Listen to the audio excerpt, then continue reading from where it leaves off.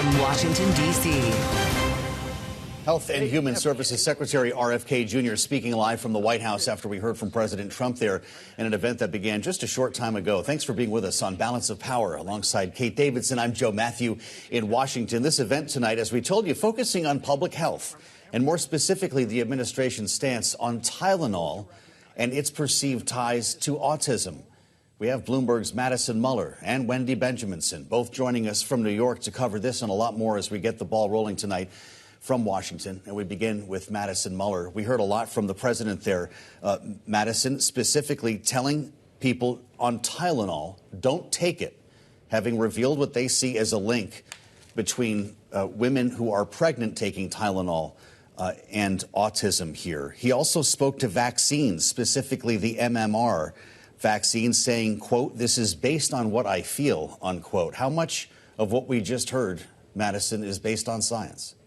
Yeah, I mean, this is sort of the latest example of how this administration is upending what we know about public health and sort of widely and commonly used and accepted drugs and vaccines. I mean, this is on the heels of the vaccine panel last week that voted to and discussed, vaccines that have been used for a long time, for decades in the United States, and recommendations that have been made for a long time in the United States. And so they are now coming out with these recommendations and these assertions about these commonly used drugs and vaccines. And it doesn't seem like, to answer your question, there is a lot of evidence that they're presenting us with right now. I mean, as of last month, the FDA's website even said that that Tylenol was safe and effective and that there weren't really any real links to bad side effects when taken during pregnancy. And so this is sort of a reversal of what we've seen even from the administration itself and from the FDA itself. And Wendy, what are we hearing from the medical community about the risks here, essentially, of making this kind of declaration for women who are expecting children? Well, the risk, what we are hearing is that Tylenol is one of the, acetaminophen, and whatever brand, is one of the few things that pregnant women have taken to, combat a headache or other aches and pains that you have during pregnancy, and to take this away from them on the, even RFK Jr. just said now, on the potential impact on some pregnant women that it might cause autism or increase the risk of autism in their children. I mean, it's going to hurt and inconvenience a lot more people than it may help. And the medical community is simply saying this link has been talked about, but it's unproven. There are many other causes for autism, including, most importantly, genetics. And so this seems to be, attacking an ant with a nuclear bomb. It's like it just doesn't seem to a lot of people in the medical community worth telling women they shouldn't take it. Madison, the president today talked about Tylenol almost as if he was calling for a boycott, and we've seen Kenvue stock fall off a cliff since the Wall Street Journal first reported this might be coming. It was down another 5% today. The president also spoke to Advil, saying it's been proven bad. That's a completely different painkiller. What does this mean for the companies who make these drugs? Yeah, that's good to point out. That is a completely different painkiller, and the companies are standing by statements saying that this is not true, that their drugs are safe and have been used by many people for a long time, and that there is no evidence of this, no links to this. And a lot of the researchers that we have spoken to today, scientists that we've spoken to over the last couple of weeks even, as this news started first trickling out, have said that this is not something that they are concerned about, that the links to autism are not substantiated, and that there is plenty of evidence showing that there is not a link between the two, and that there are other, as Wendy mentioned, other causes to be studied, and that potentially these resources and that these federal dollars and attention and focus on studying the root causes of autism might be better directed elsewhere, and not to something like this that we know is safe and effective And so it remains to be seen sort of how the companies continue to handle this. I think that they were waiting to see what exactly would come out of the administration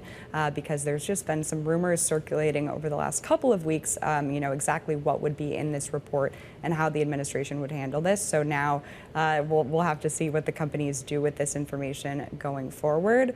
But it will be interesting to watch, that's for sure.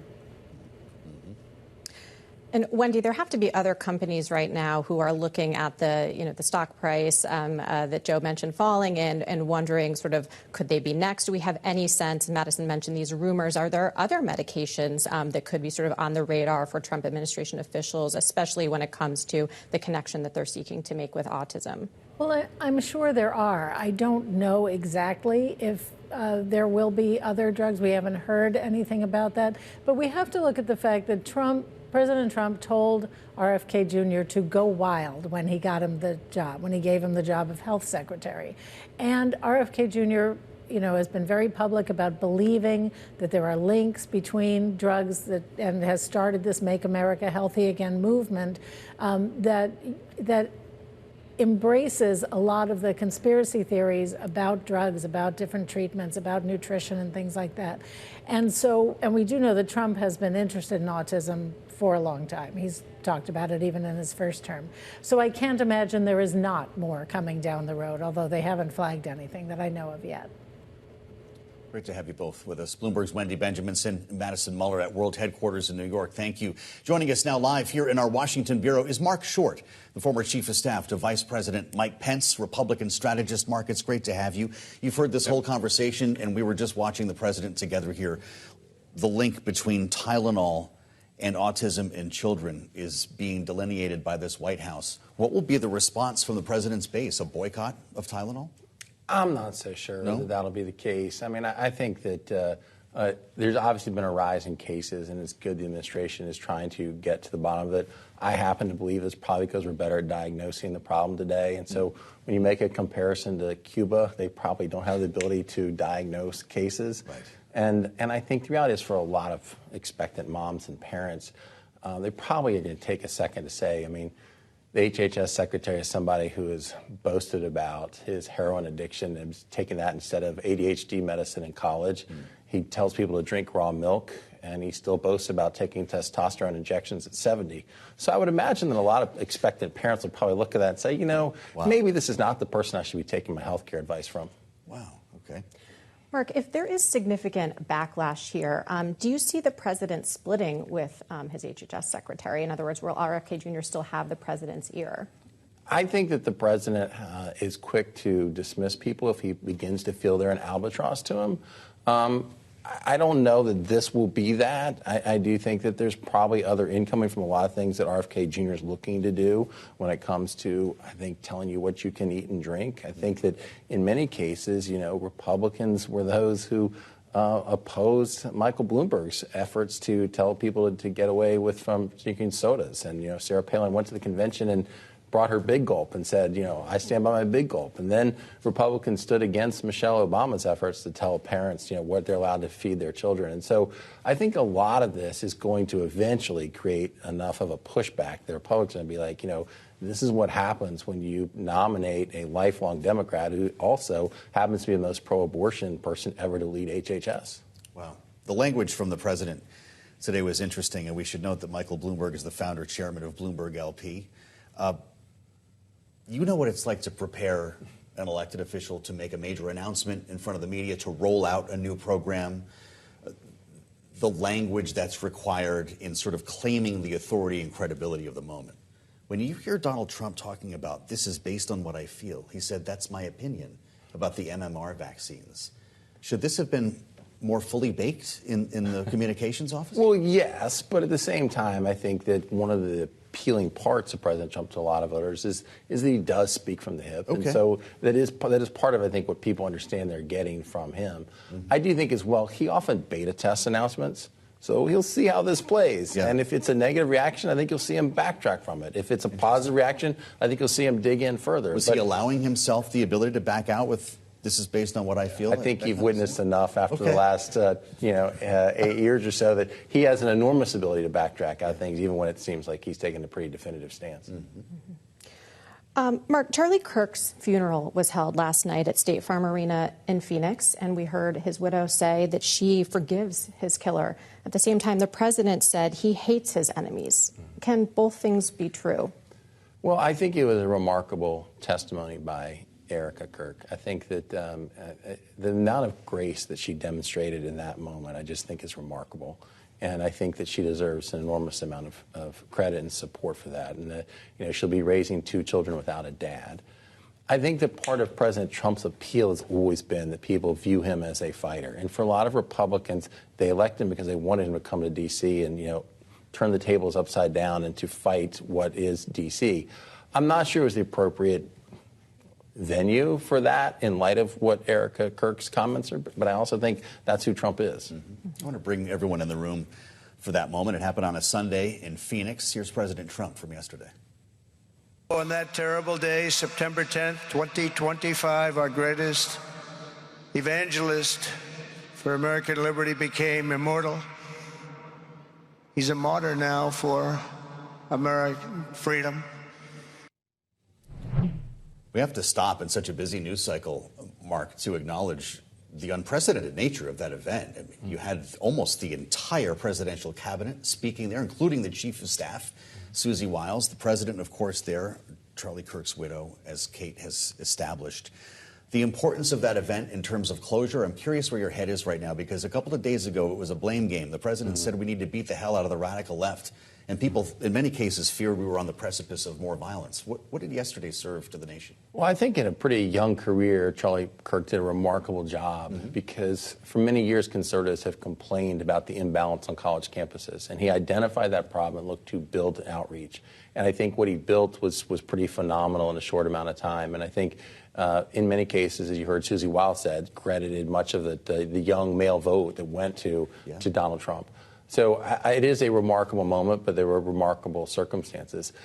I think at the same time, though, there has been a lot of different messaging. I think that as the president looked to, go after Disney and Jimmy Kimmel, and I know there's news on that even as in the last hour or so, but I think for conservatives, for so long, we looked to limit the power of the FCC. It was the Democrats that looked to expand the power. If you go back to the 1980s, it was the Republicans that were looking to push back on it and to eliminate some of the ability they had to have the fairness doctrine. And many people believe it gave rise to Rush Limbaugh. Republicans should be looking to, I think, candidly, in today's world, what's the purpose of the FCC? The 1930s was really different than today. People can get their communications in all sorts of ways. We should be looking to eliminate that agency, as opposed to saying the FCC should have the power to tell, ABC who they should put on the network and who they shouldn't put on the network. Marc, you mentioned Jimmy Kimmel, the news that he's returning tomorrow night to ABC. What's the takeaway from this? Did Jimmy Kimmel prevail here, or did the president just establish that he has the final say over free speech?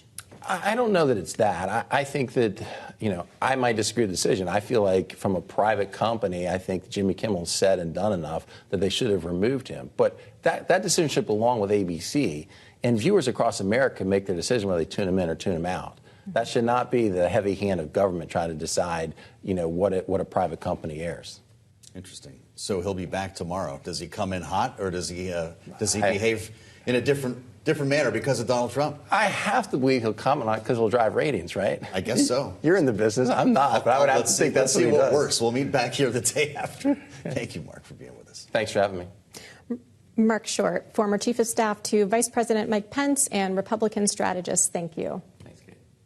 And U.S. Treasury Secretary Scott Bessent has pledged to provide all options for stabilization to President Javier Milei to keep Argentina from falling back into crisis. In a post on Twitter, Bessent confirmed his support for the South American country, which caused a rally in Argentinian assets today. A meeting between Milei, Bessent, and President Trump is set for Tuesday, with more details expected to be available shortly after. Joining us now with the details is Bloomberg Treasury reporter Enda Curran, who joins us live here in our Washington bureau. Enda, thank you. Tell us a little bit about what we're expecting out of this meeting that's happening between the Treasury Secretary and the two leaders tomorrow. What is sort of the menu of options for support that the U.S. could be offering here? Well, it's a very forceful intervention by the Treasury Secretary, Kate, and unusual in some respects. He said in his tweet some of the options on the table. It could be a swap line for Argentina. It could be some currency support, or maybe even a loan, a dollar loan from the Treasury itself. Now, the backstory is that Argentina has been having something of a liquidity crisis rather than a solvency crisis. Investors have been pulling money out after President Milei's poor showing at local election a few weeks ago. So this is seen as an effort to inject confidence back into Argentina. Argentinian assets have rallied significantly as a result. But to your point in terms of what the US actually will do, can they pull the lever on a swap line? That's complicated because it's Fed territory. Do they actually offer a dollar loan? That hasn't happened since Mexico in '95. So headline is, yes, US offering support, but details still to be worked out. We know how the president has approached Brazil when it comes to trade. Is this all happening because he considers Milei a friend? Well, it's certainly happening because the US considers Argentina to be a very important strategic ally in that region at the moment. Back in April, they helped arrange that IMF support for Argentina, of course, and Secretary Besson was down there in April at the time, giving his full-throated support to that. So there's no doubt that the Trump administration is certainly backing the Milei program for government down there in terms of what they're doing. But obviously investors are much more sceptical in terms of where Argentina's economy is going. They have another election coming up, of course, as well, which will be another opportunity to cast out. What do you think of this market reaction today? Are they getting a bit ahead of themselves, or is this justified based on the news? Well, look, when you have the US Treasury saying we're willing to stand ready to do what it takes to back Argentina, obviously there will as good as it gets. Be a market rally. But as I was saying to Kate earlier, there's some complications in the details there. And Treasury Secretary Besson said earlier today that Argentina is a systemically important U.S. ally. What does that mean? I think it means in terms of it's a buffer against China's influence in the region. I think it's a potential source of minerals for the US at a time when that's become very critical, of course. And remember, if the US wasn't in the room to offer Argentina support, China would certainly be there. China, for example, has a swap line with Argentina ready to inject currency if needed. So, this is the US playing this kind of expansionist role that President Trump's administration is doing, making it clear they're there to back Argentina, they view it as an ally, and they don't want it slipping further into the influence of China. And that's part of the story here. It's great reporting, Enda. Thank you. Bloomberg's Enda Curran with us on Balance of Power. America's power grid needs an overhaul. That was the sentiment today from Pennsylvania Governor Josh Shapiro, cautioning against rising energy costs for consumers, knowing that there is a massive thirst, a big hunger in this country for more clean, renewable energy to help not only with our day-to-day, but also to help power the AI race with data centers sprouting up around the country. This morning, Bloomberg's Tyler Kendall spoke with the Democratic governor and discussed President Trump's impact on the energy sector and more. They started by discussing why the governor was in Philadelphia today. Take a listen.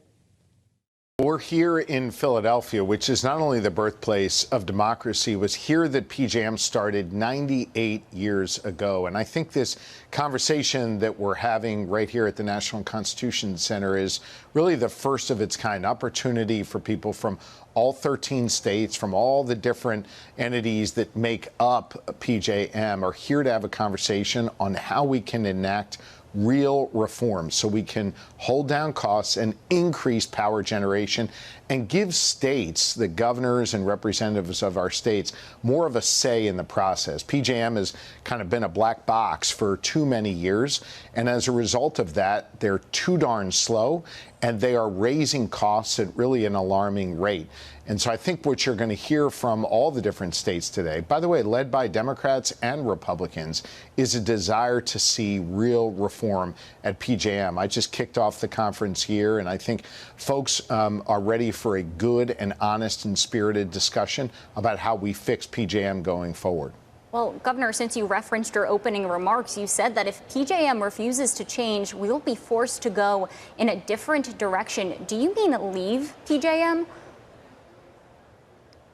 We're willing to, if PJM is unwilling to enact real reforms, to give governors and our representatives more of a seat at the table and a say in these policies so we can both control costs and increase power generation.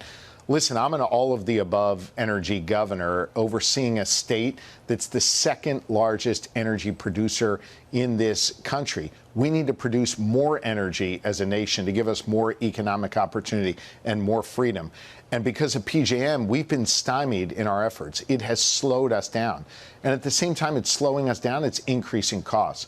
So if PJM is not willing to look in the mirror and really reform itself, then I'm willing to go my own way. And Pennsylvania can stand alone in this effort. We can produce enough energy for us, and we can produce enough energy at a far quicker rate than PJM is able to right now. We recognize that that would have a significant impact on these 13 states that make up PJM, or the 12 other states, I should say, as well as the entire nation, just given the energy dominant position we're standing in. So our first hope is that there'd be real reform. But mark my words, if they're unwilling to do real reform, we're willing to go it alone. Well, when would you make that decision? Do you have a timeline or a deadline that you're giving PJM to respond to the changes that you want to see? Well, look, I've already sued PJM successfully when they tried to jack up rates on Pennsylvania consumers and other consumers in the PJM grid area. We won that suit, and we were able to save consumers nearly $20 billion in added costs. Today, we've just embarked on this important reform conversation. I want to see how that goes. I'm not giving them a long leash here, but I want to give them some time to see if they're willing to reform. If they make clear that they're unwilling to reform, they're going to keep doing it their own way, then we're going to have to go our own way. And Governor, we know part of this conversation has to do with the power consumption related to big tech and artificial intelligence. Your state has secured a $20 billion investment pledge from Amazon for data centers as one example. How much pain do you think U.S. consumers are going to be willing to bear here when it comes to the need to invest in this critical technology? Well, we have the capacity to be able to do both here in Pennsylvania at affordable rates. You know, we can walk and chew gum here in our Commonwealth. We can allow a consumer in their home to be able to flip the switch on and not see added costs when the lights go on in their home, and to know that the lights are going to go on the hottest days of summer and the coldest days of winter. At the same time, we can be open for business, and land is, as you noted, an initial $20 billion investment from AWS to build out data centers. We've got other major economic development announcements that are on the way, and I think energy is a critically important component to any of these big energy deals. What we're doing here in Pennsylvania is turning on energy sources like we did at the old 3 Mile Island. We're converting old coal-fired power plants into natural gas-run power plants, which are both cleaner and are now able to produce new energy onto the grid. The problem is we're moving quickly in Pennsylvania, but PJM too oftentimes is slowing us up. I no longer want to be constrained by PJM moving not at the speed of business, but too darn slow. If they can't move quickly, if they can't reform themselves, we're going to figure out how to do this on our own. Economic development in the Commonwealth of Pennsylvania is directly tied to energy generation, which is also directly tied to keeping consumer costs down. We need to do all of it. We need to do it quickly. And Governor, big tech companies say that they want to pay their fair share when it comes to this. What would that look like in practice? Well, making sure that they invest in creating new energy or paying for the energy they use on the grid, if the grid has capacity for both them and consumers and other businesses. That's certainly the kind of deals that we negotiate here in Pennsylvania. And Governor, in the final minutes that we have with you, President Trump last month said that his administration will not approve solar or wind power projects. This is part of a bid to tighten the federal permitting process around renewables. Has this changed your strategy in Pennsylvania, which is a top energy producing state? Well, look, I'm an all-of-the-above energy governor. I wish the president was an all-of-the-above energy president. The president's actions are making it harder for us here in Pennsylvania. In fact, as a result of cutting a bunch of tax credits for clean energy projects, the president is putting 26,000 Pennsylvania jobs, mostly union trade jobs, at risk of being lost when these projects shut down. I mean, I don't know why he's trying to make it harder for us to generate energy. We should generate solar and wind energy, natural gas energy, and other nuclear and other forms of energy. I don't know why he's taking these steps that are making it harder for us in Pennsylvania. I'm a governor that wants to unleash our full potential. We do that by having a full range of energy options available. I think the president's policies are misguided. That was Democratic Governor Josh Shapiro of Pennsylvania earlier today on Bloomberg TV and radio. We should note PJM has responded to the governor, saying, quote, "We thank our governors for holding a thoughtful discussion on the challenges shaping our shared energy future. Meeting the demands of a rapidly changing energy landscape will require solutions that extend beyond any one institution. It will require PJM, the industry, and especially our states all working in concert. PJM will continue to fulfill its mandate of maintaining reliability as a cost-effective manner as possible for the 67 million people we serve," unquote. The Prime Minister of Poland now says his country is prepared to shoot down foreign aircraft that crossed into its territory without authorization after a series of Russian incursions into its airspace over the last few weeks. Prime Minister Tusk telling reporters, quote, "We will most certainly take decisions to shoot down flying objects when they violate our territory and fly over Poland. There's no room for discussion here," unquote. Tusk said that just as the UN General Assembly began to convene in New York, joining us now live here in our Washington bureau is Jennifer Welch of Bloomberg Economics. Jenny, tell us, what is the news that you are expecting out of this year's UNGA summit? This is the 80th summit since the UN was founded. I think a lot of people are going to be paying particular attention to President Trump's remarks tomorrow to the General Assembly. In the past, President Trump has used that speech to criticize the institution, but also to announce how the U.S. is going to approach it. This year, that comes in the context of the U.S. announcing major cuts to a number of agencies, as well as stepping back from a number of key agencies and institutions. We're awaiting the review that the administration called for earlier this year that may announce further cuts to some agencies that really depend critically on U.S. funding. We remember President Trump getting a round of laughter in 2018 when he was making some more boastful comments from the speaker's rostrum at the UN. He's known to make a bellicose speech every now and then. He could make news on a lot of topics tomorrow, whether it's Gaza, having seen a number of nations, a number of G7 nations even, acknowledge a Palestinian state, to Ukraine. Which do you expect he's going to move the needle on? I'm sure he's going to touch on all of these. I think also Venezuela and Latin America more broadly might be in the picture as well, especially given recent events regarding counter-narcotics missions that the president has undertaken. I think on Russia, what will be interesting is what line he strikes in light of these incursions that Russia has made into NATO airspace, in light of the ongoing Russia-Ukraine conflict, despite Trump's own summit diplomacy trying to bring an end to it, and the debate happening right now among European nations around their most recent sanctions package and pressure on the United States to join in them. Jenny, over the weekend, we also saw the UK, Canada, and Australia announce their support, or their recognition, rather, for a Palestinian state. Have we heard a response from the U.S., and what sort of tone is that expected to have over the proceedings this week? I think the U.S. more broadly is sticking to its standard position of, for example, not participating in some of not just the recognition of Palestinian statehood, but even some of the international conferences that were the lead up to the actions over the weekend. I think we're likely to see President Trump give a pretty vocal defense of Israel tomorrow in line with his past foreign policy statements. And then Israeli Prime Minister Netanyahu, when he speaks to the assembly later this week, probably also coming out with a pretty vocal condemnation of these actions. And I think from Israel's perspective, it would see these as, essentially symbolic actions that, if anything, just give Hamas a way out and sort of credit for or give Hamas an opportunity to not take responsibility for what happened on October 7th. It's sort of a reward is how Israel has painted it. We're going to be speaking in a moment with Estonia's foreign minister, the second nation, as we just referred to trigger an Article 4 incursion after Russian aircraft flew into, in this case, Estonia's airspace. We saw the same thing happen in Poland. Will this take on a greater weight with this General Assembly underway and Americans in the room? I'm sure it will be something that we hear a lot of European and NATO members raising over the course of this week. It's a challenge that NATO has experienced, as you mentioned, just the past week, but probably one that's going to be a continuous one. Russia is testing NATO's boundaries here, and they're probably going to keep doing it. Well, with that said, Jenny, we thank you for your expertise as always. Jennifer Welch at Bloomberg Economics, we thank you.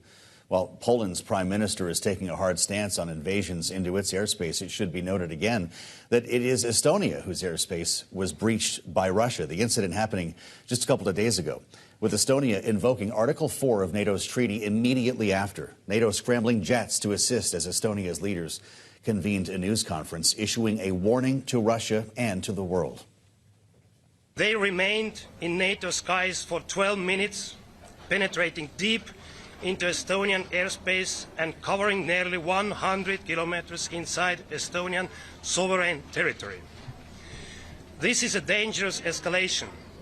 It was the fourth violation of Estonia's airspace by Russia this year. Russia has so far entered the airspace of 3 of NATO's 32 members. Joining us now with some more insight into this violation is the leader you just heard speaking there. Margus Tsahkna is with us now, Estonia's foreign minister, and we welcome you, Minister, to Bloomberg TV and radio. What is Vladimir Putin up to? Why did he fly into your airspace? Yes, indeed, we have had several very brutal violations of Estonia, but also the NATO airspace, and I think that Putin is playing with the fire because NATO responded in very solid and adequate ways. This time we escorted these 3 fighters out from Estonian airspace, but as well the Polish Prime Minister and also Foreign Minister today in the Security Council meeting said that Putin is playing is a fire, and next time if we see the immediate threat to our territory or to us, it can be different. So Putin is trying to escalate and also trying to test our unity and capabilities, but he's failing normally. Minister Tsahkna, what have we learned in the Article 4 review? Did NATO act as designed? Article 4 is an opportunity for the member states to call all the NATO to political consultations. And we have called Article 4 as well this time. Tomorrow there will be the gathering of NATO Council. And of course, the first thing is to show the unity amongst NATO member states because Putin wants to test especially the unity between Europe and US. But we are united. And the second thing, what we are expecting as well, is more practical decisions because after the attack against Poland just a couple of days before, Article 4 was called and the NATO mission was established. This is Eastern Sentry mission, and this is in the middle of the military planning. So what we do expect is as well to increase the military capabilities in our eastern flank, because we are taking the first response as the Baltics, Finland and Poland. We should note for our listeners and viewers, the minister is joining us from the UN in New York, which is why he's outdoors and you're hearing helicopters. Minister, we're very familiar with the history involving Estonia and Russia, of course, the former Soviet Union. If you're of an old enough age, and I know that there are many in your country who still remember the invasion and the occupation, the annexation by the Soviet Union in 1940. Fast forward to 2025. Does Estonia feel secure as a frontline country in the NATO alliance?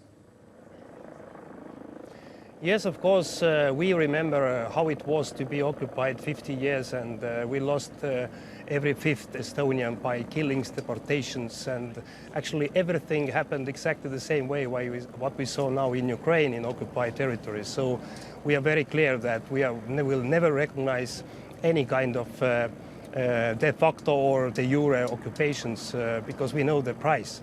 But now we decided after the regaining independence in 91, 2 things. First, we definitely will fight back if the aggression is coming. We didn't do it in 1940. And the second thing, that we will never be alone again. And this is exactly what we see as a member of NATO, as a member of European Union. As well today in United Nations, we got lots of support and understanding by different countries globally, because the territorial integrity principle is important not for Europe and the neighboring countries, for Russia, but also globally. So if you ask me how we feel, we know Russians well. We have been living there thousands of years, and we know what may come, but we are prepared. I was defense minister of Estonia in 2016-17, and then we saw 120,000 troops ready to go within 48 hours the other side of the border.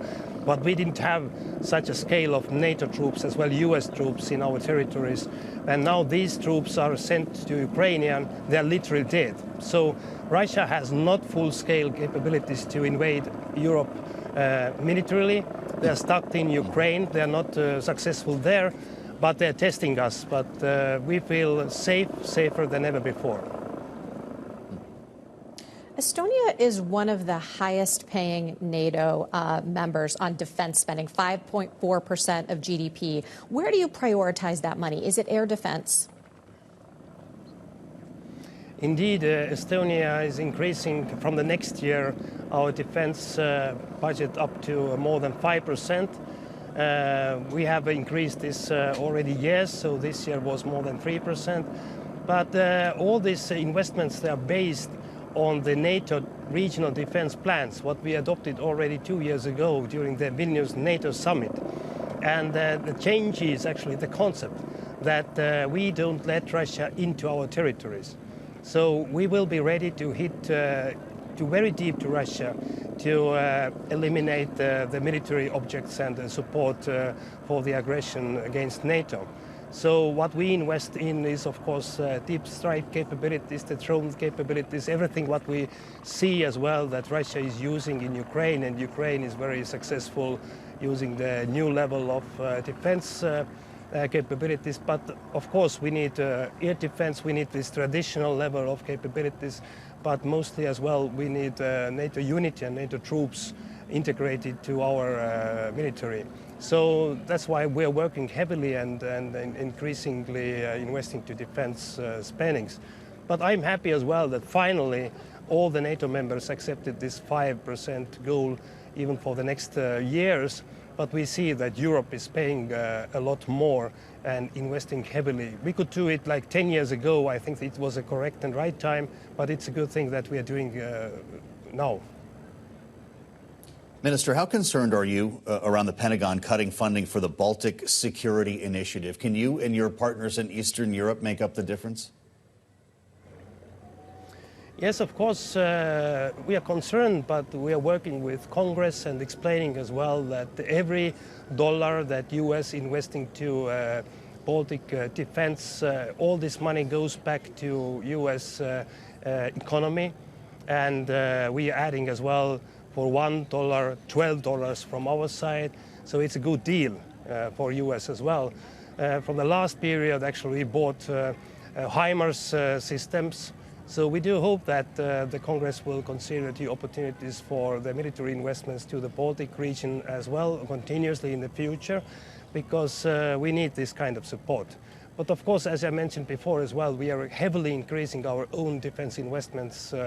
But these U.S. programs for supporting Baltic states military level as well is very useful for U.S. economy and also strengthening our ties between each other.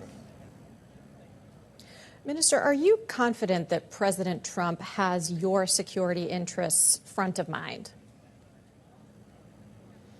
I'm absolutely convinced that that President Trump is keeping his word. He's repeatedly said as well publicly in The Hague that U.S. and he will be committed to NATO Article 5. So everyday work, what we do together with U.S. on military level, on political level, this support is very clear. And today as well in United Nations Security Council, the U.S. ambassador was very clear that the U.S. will protect Estonia, Baltic states, the region. U.S. will be committed to NATO Article 5. So I have no reasons to think the other way around. Margus Tsahkna, Estonia's foreign minister, thank you. Coming up, a committee rejected the last bid to build a casino project on Manhattan's East Side. We'll bring you the details. And the White House says that doctors may win a reprieve from the H-1B visa fee. We'll discuss $100,000 price tag, what the $100,000 price tag could mean for skilled workers in the U.S. with our political panel next on Balance of Power on Bloomberg TV and radio.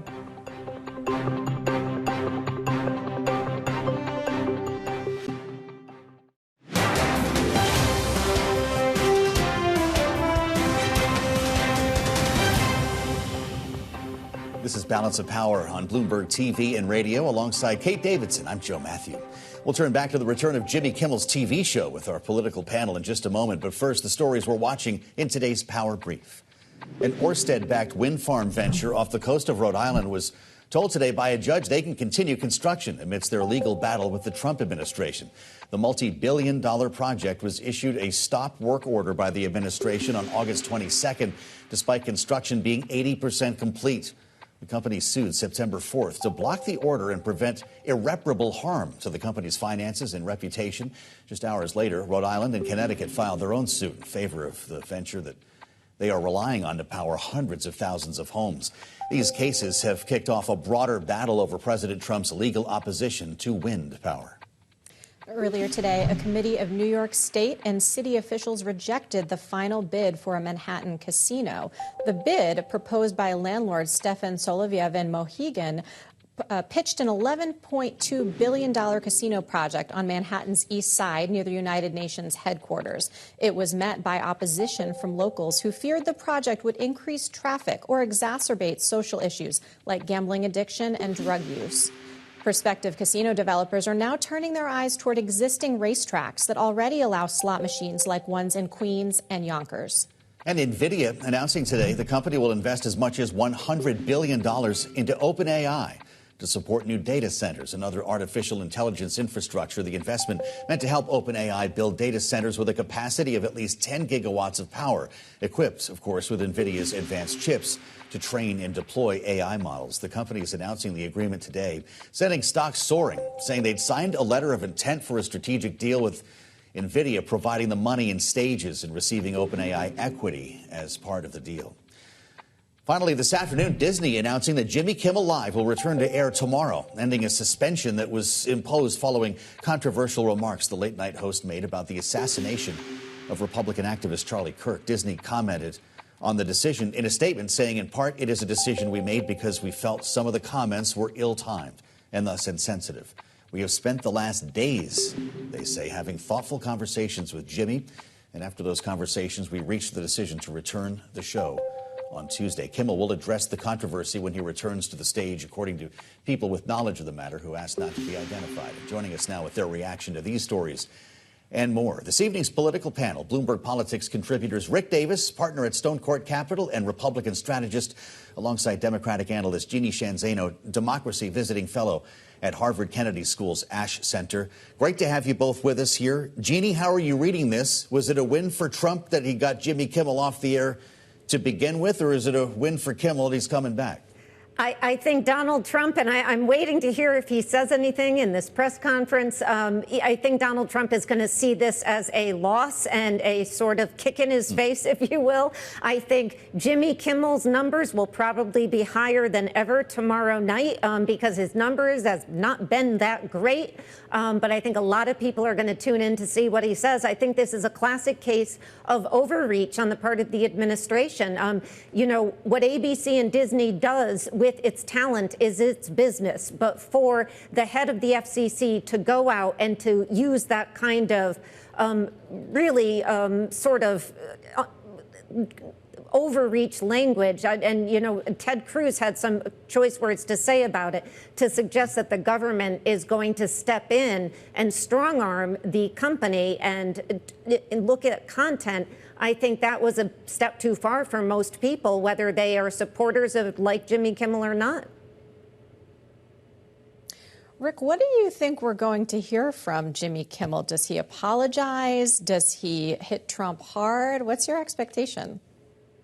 Yeah, I think there'll be a little contrition as it relates to kind of the the tone he took related to Charlie Kirk, but I think that's it. Then he'll go back to being Jimmy Kimmel. I don't think he would want to look like he was bending the knee to intimidation by the administration. But there's no telling what the corporate execs told him to do.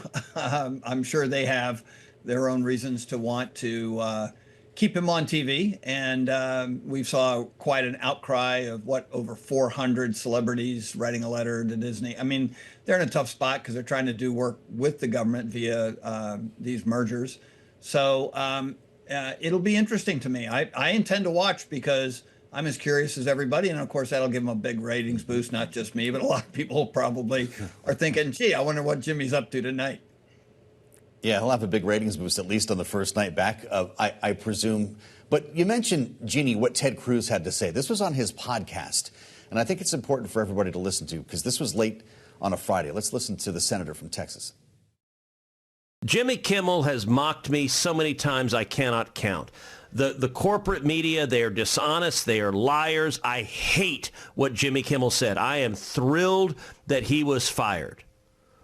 But let me tell you, if the government gets in the business of saying, we don't like what you, the media, have said, we're going to ban you from the airwaves if you don't say what we like, that will end up bad for conservatives. Rick, I'm just curious, as the conservative Republican here on our panel, and Jeannie, I'd like to hear from you as well. Rick, how much of the Republican Party is Ted Cruz speaking for there? Yeah, I think a lot. I mean, for the majority of my time in elective politics, we were the minority voice on television. Our guys had to work harder to try and get on. When you look at how many Democrats run these shows versus Republicans, it's 50-1. And so, yeah, there's a bias. And now that a lot of media has become as bifurcated as the population, there are still only a few good outlets for conservatives to spend their time on. And so, we want an even Steven deal. I mean, as Ted Cruz said, John McCain was insulted by many of these guys, but went on at any time he could because he knew he'd be talking to a broader audience.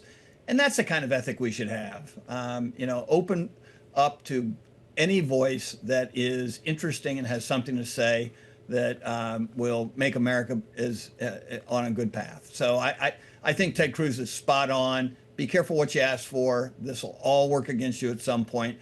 All politics is cyclical. And Jeannie, what is your take on this? Is Ted Cruz a free speech warrior now? Yeah, I think he's reflective of many conservatives, as Rick just talked about, traditional conservatives, I might call them. We heard something similar from Rand Paul on the Sunday shows this weekend.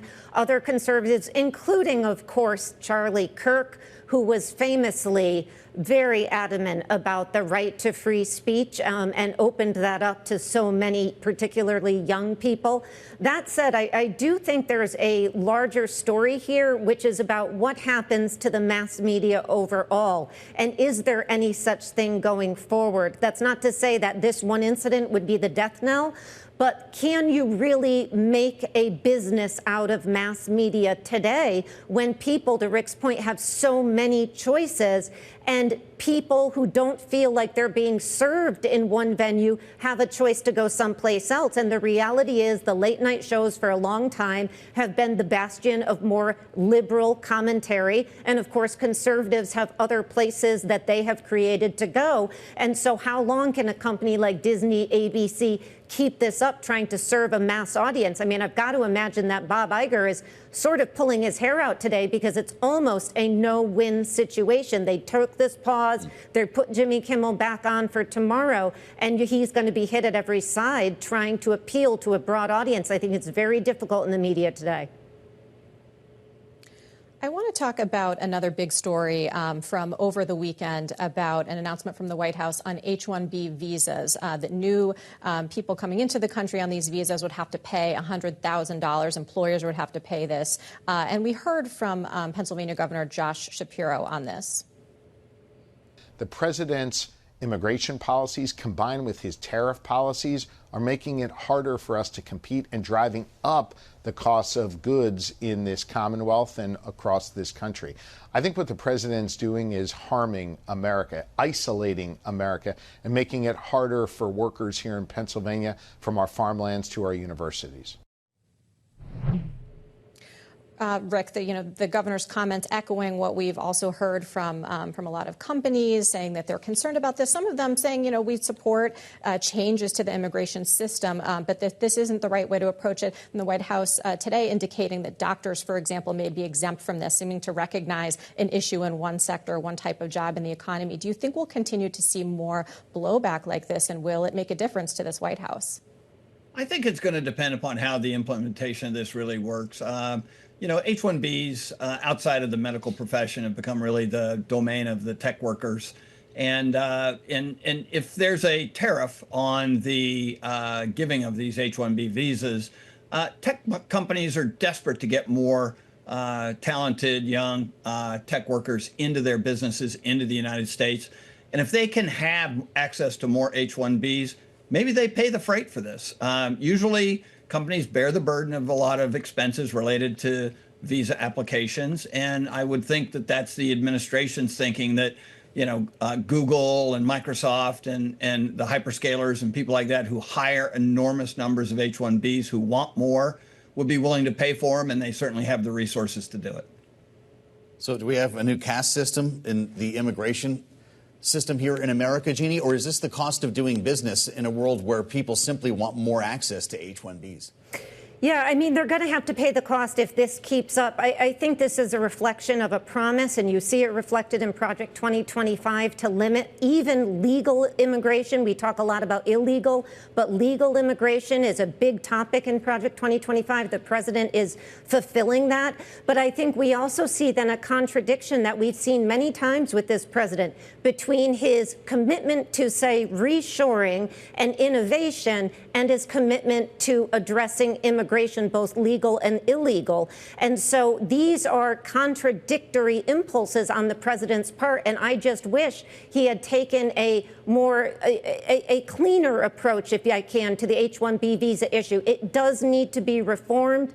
It doesn't need to be blown up in this way. It could have been more narrowly addressed in a way that allows us to reshore and allows us to innovate in the way that we need to for national security and economic security. But you've made the point, Rick, we've got less than a minute left, that tech companies, many of which have deep pockets, are prepared to pay for this, right?